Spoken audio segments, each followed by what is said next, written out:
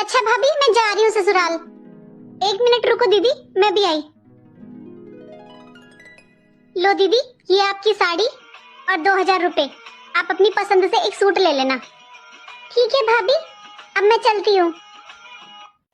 अंजलि, क्या दिया तेरी भाभी ने तुझे विदा में? क्या देंगी मम्मी वो? वही हमेशा की तरह एक सड़ी सी साड़ी और 200 रुपए। अरे मुझे पता था, इसकी तो नियत ही खराब है। ये ले तू 5000 रुपए, अपनी पसंद के कपड़े ले लेना। पापा, मैं जा रही हूँ ससुराल।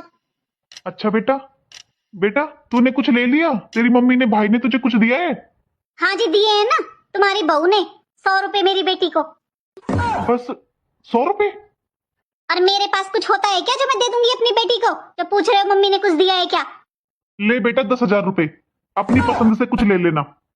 ठीक है पापा, अब मैं चलती हूँ।